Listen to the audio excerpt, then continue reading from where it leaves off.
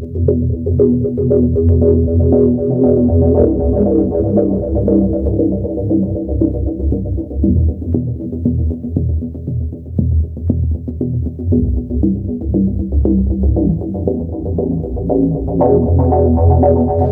आप लोग सोच रहे होंगे कि मैं कौन हूँ, है ना? तो अब मैं अपना कहानी सुनाता हूँ।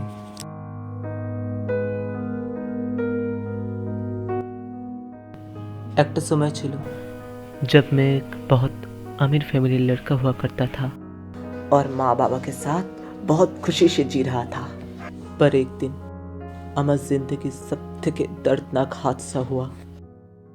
मेरा अपना चाचा चाची ने कुछ गुंडों के साथ हाथ मिला के আমার বাবার গাড়িতে বম ফিট করে দিল। রাস্তে में बम ब्लास्ट हुआ और আমার বাবা মা আমায় ছেড়ে চলে গেল। আমি बाहर से उन लोगों की बातें सुने নিয়েছিলাম।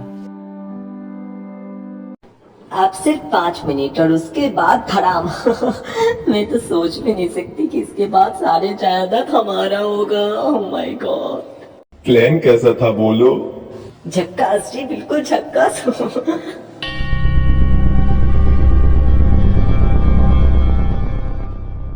কিন্তু বাবা মাকে বাঁচাতে পারলাম না।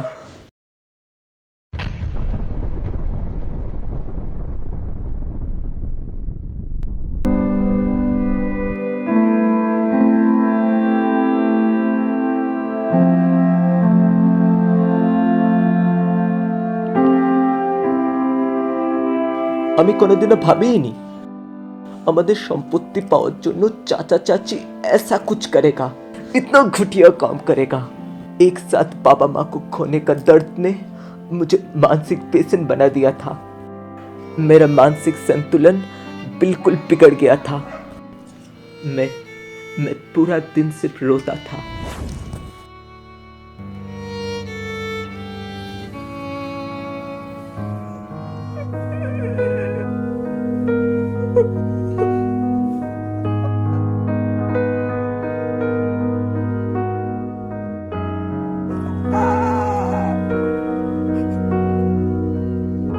फिर चाचा चाची আমায় ঘর থেকেও তাড়িয়ে দিল।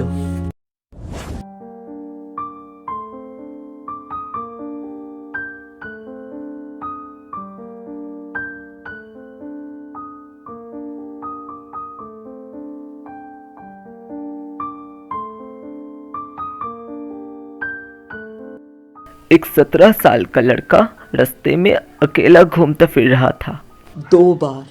दो बार एक्सीडेंट होते होते भी আমি বেঁচে গিয়েছিলাম। फिर আমার टूटा फूटा जिंदगीতে আমার दूसरा पितार আগমন হলো।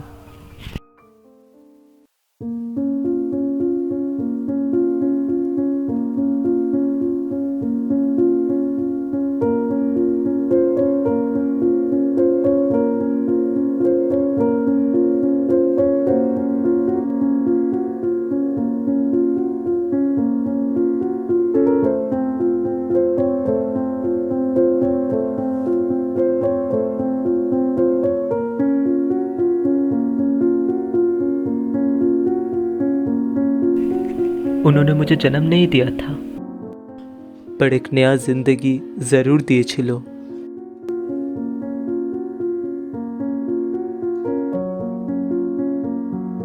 उन्होंने मुझे उनका होटल मतलब यहाँ पर नहीं लो।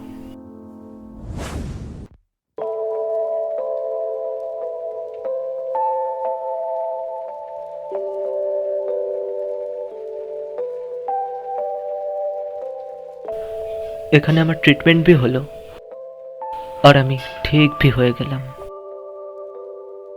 और पता है, मैं उन्हें भैया कह के बुलाने लगा था। भैया ने मुझे बताया था कि ये होटल ओनार बाबा छिलो, लेकिन ओनार बाबा गुजर जाने के बाद परिवारेर हालत बहुत खराब हो गई। इसलिए भैया ने मेडिकल पढ़ाई बीच रास्ते में छोड़ दिया और ये होटल जिम्मेदारी निजेर काँधे निल। तब ये होटल ठीक ठाक ही चल छिलो। पता है आप लोगों को, कुछ दिनों में ना मेरे और भैया के बीच बहुत गहरा रिश्ता बन गया था।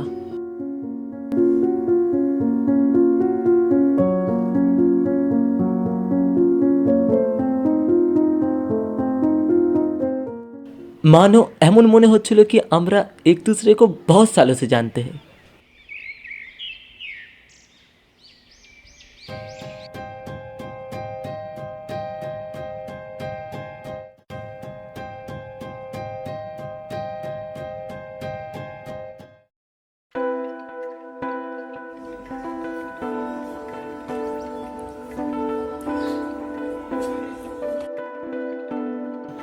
এমন মনে হচ্ছিল কি ভগবান ने আমার বাবাকে আমার কাছে ফিরিয়ে দিয়েছে।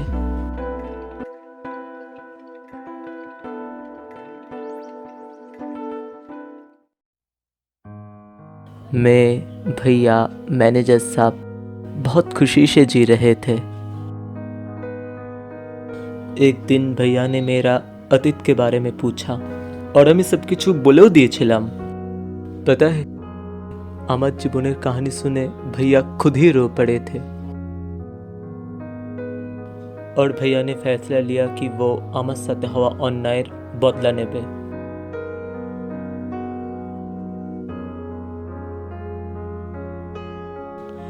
भैया ने আমার চাচা চাচির বিরুদ্ধে কেস করে দিল। কেস কোর্ট में भी गया। भैया নিজের জান লড়িয়ে দিয়েছিল আমাকে ইনসাফ দেওয়ার জন্য, কিন্তু সেই প্রমাণের অভাবের জন্য আমরা হেরে গেলাম।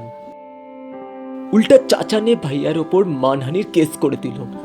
चाचा चाची, उन्हें चाचा चाची कहने में मुझे शर्म आ रहा है। बिना किसी कसूर के भैया 2 साल तक सजा भुगता।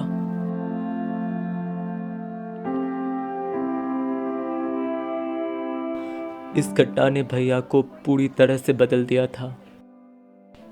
उनका सोच बिल्कुल बदल गई छिलो। भैया ऐसा सोचने लगा था कि इस दुनिया में सिर्फ बुराई का ही जीत होता है। आप ही सोचो ना, जरूर कभी न कभी अपना चुके सामने सच्चाई आगे बुरा जीत हुआ होगा, है ना?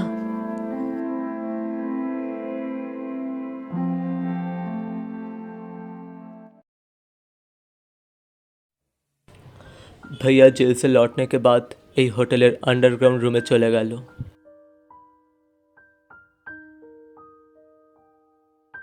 और ওখানেই থাকতে লাগলো। इस दुनिया की रोशनी से दूर वो अकेले रहना चाहते थे।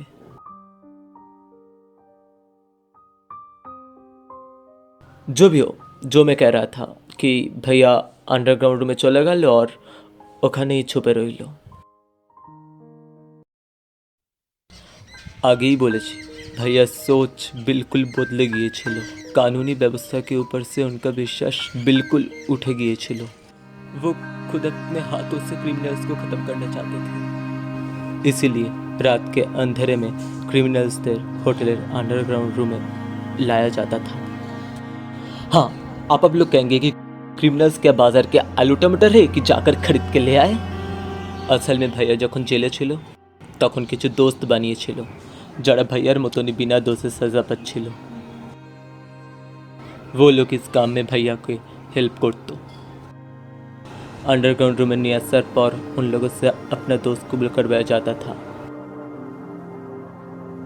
इसके बाद भैया उन्हें मार के उधर किडनी पाचार कर देते और उससे जो पैसा मिलता वो गरीबों में बांट दिया जाता था, भिखारियों में बांट दिया जाता था। और एक तरफ पुलिस बहुत घबरा गए थे कि अचानक से लोग ऐसे गायब कैसे हो रहे हैं। They were totally confused.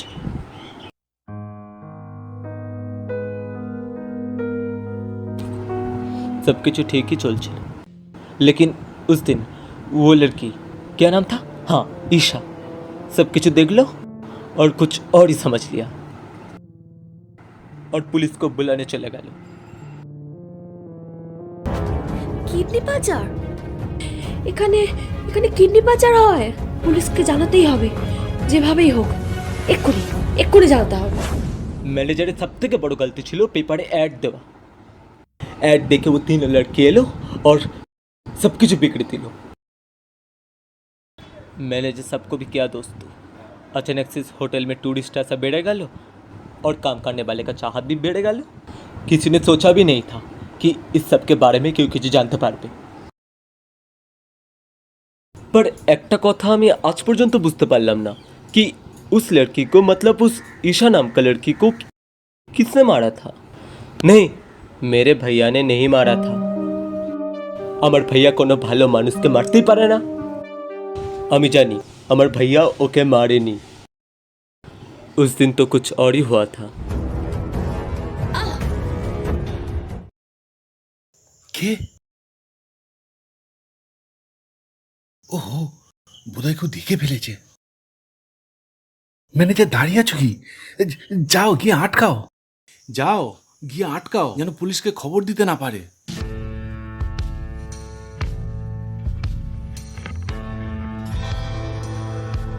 Murder! O god! যদি কেউ দেখে নেয় তো গন্ডগোল হয়ে যাবে, বদনাম হয়ে যাবে হোটেলের। কেউ ঘুম থেকে ওঠার আগে এটাকে সরিয়ে ফেলতে হবে, সরিয়ে ফেলতেই হবে।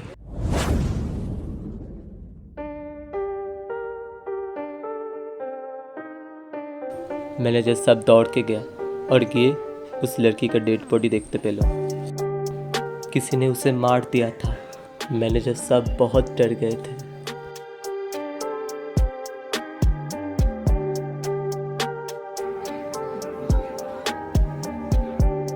मैनेजर सब ওই মেয়েটার বডি সরিয়ে দিয়েছিল। তারপর पता नहीं कैसे কিছুক্ষণের মধ্যে হঠাৎ করে পুলিশ চলে এলো। वो कह रहे थे कि किसी ने उन्हें फोन করে ডেকেছিল। জানি না কে ডেকেছিল।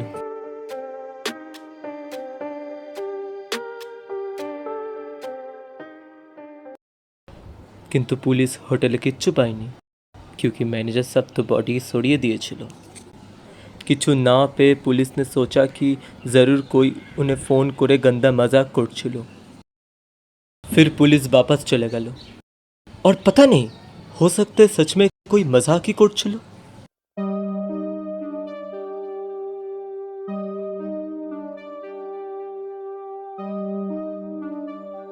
जो भी हो, ये बात तो क्लियर है ना कि मेरे भैया उस लड़की का कातिल नहीं है। हाँ, परंतु उसे कौन मारा था?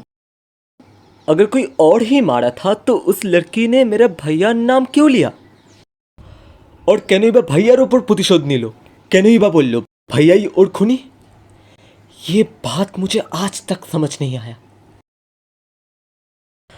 और इसके बाद क्या हुआ था वो तो आप लोगों को पता है। इसके बाद तो वो हिया नाम का लड़की ने पुलिस को फ़ोन किया और मैनेजर सब আমায় পালিয়ে যেতে বললো और আমিও পালিয়ে গেলাম। आप लोगों को तो सब कुछ बोललाम। क्या लगता है कौन है असली दोषी? मेरे भैया या वो तीनों लड़की या ये समाज? আমার भैया की भूल করেছিল? भैया तो सिर्फ इस दुनिया से गंदगी को हटाने के लिए गंदगी में हाथ डाला था। नहीं हटाया जाए तो गंदगी बेड़े ही जाबे ना। अब तारा गंदगीते हाथ ना दिए गंदगी साफ करते पारबेन? आप ही बताओ, क्या मेरे भैया सच में दोषी है? मुझे तो नहीं लगता। मेरे लिए मेरे भैया भगवान है। मैं उनके लिए कुछ भी कर सकता हूँ। मैं ही भैया को इंसाफ दिलाऊंगा। वो तीनों लड़के जो नहीं ये सब कुछ হয়েছিল।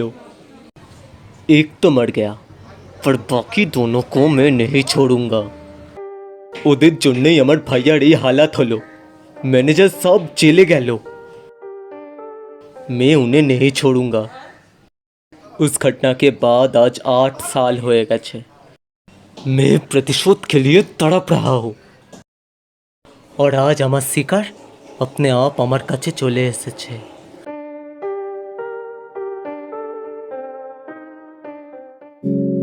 8 বছর আগের ঘটনাটা মনে পড়লেই বুকটা কেঁপে ওঠে। এই হোটেলেই আমার জীবনের সবচেয়ে ভয়ঙ্কর এবং অদ্ভুত ঘটনা ঘটেছিল। আর জীবন আমায় আবার একই জায়গায় ফিরিয়ে আনলো। কাছেই একটা কাজে এসেছিলাম, তাই ভাবলাম এখান থেকে একবার ঘুরে যাই। শুনেছিলাম ওই ঘটনাটার পর এখানে আর কেউ থাকে না। কেন জানি না, এখানে আসার ইচ্ছা আমার প্রবল হয়ে উঠল। হোটেলটা প্রায় পরিত্যক্ত অবস্থায় পড়ে আছে।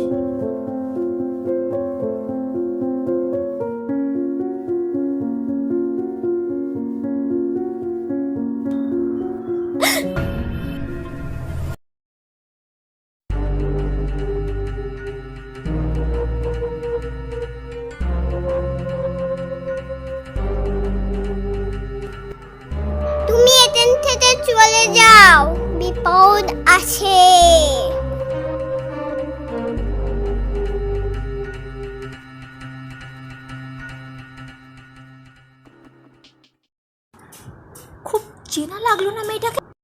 এটা তো সেই মেয়েটা।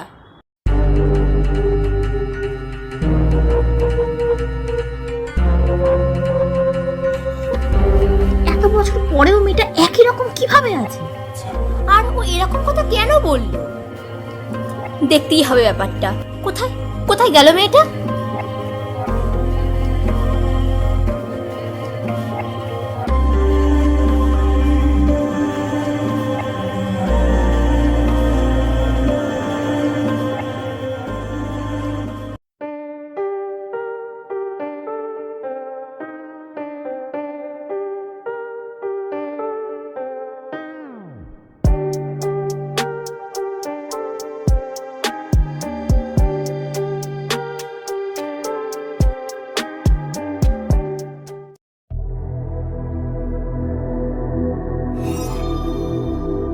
कुछ चाहिए आपको मैडम जी?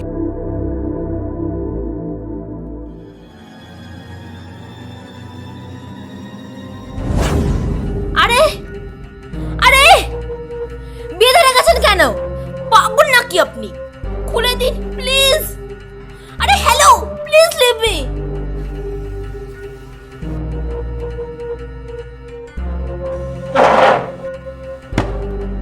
क्या है बोल?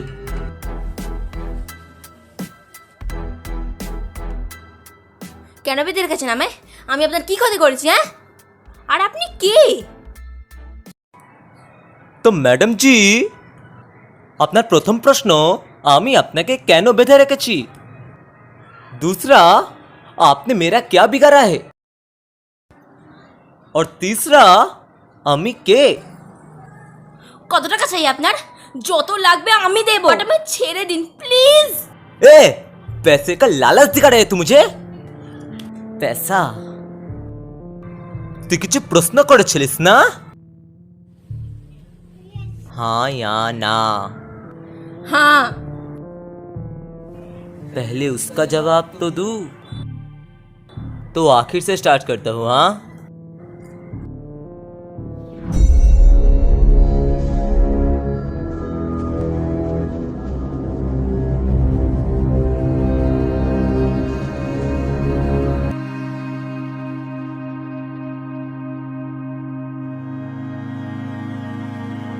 এসব এসব কি বলছেন আপনি? উনি ক্রিমিনালদের শেষ করার জন্য এসব করেছিল। সে যাই হোক, যে উদ্দেশ্যেই হোক, ভালো বা খারাপ, খুন তো করেছেন উনি, অন্যায় করেছেন উনি। যা হয়েছে ঠিক হয়েছে, ওনার শাস্তি পাওয়া উচিত ছিল।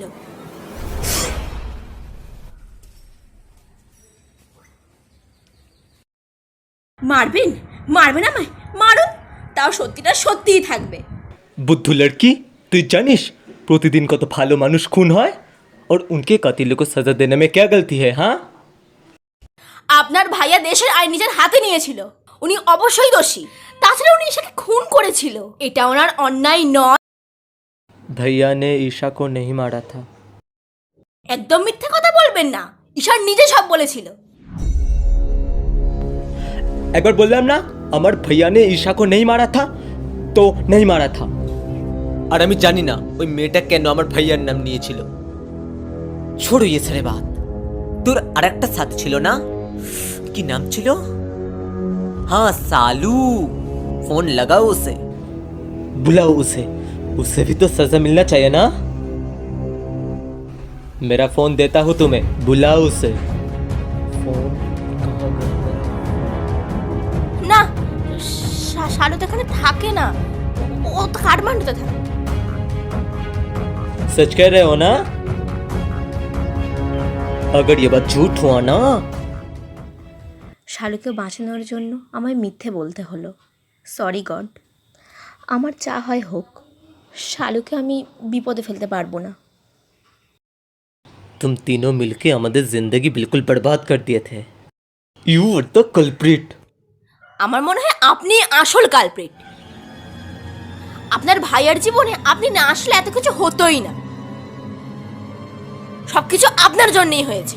আপনি আপনার ভাইয়ার জীবন তছনছ করেছেন, আর এখন আমায় ব্লেম করছেন। You are the real culprit.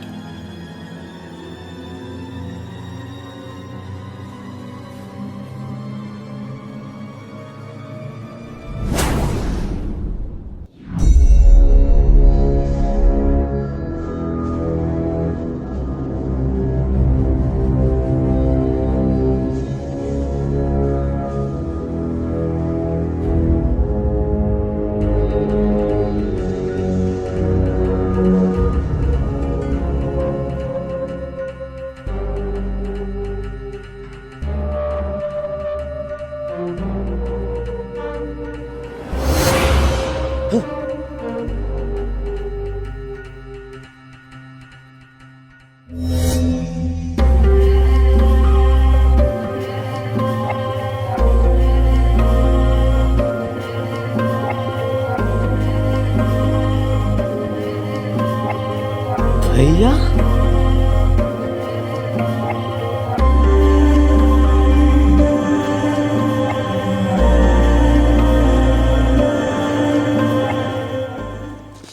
नहीं नहीं, वो भैया नहीं हो सकता। कौन था वो?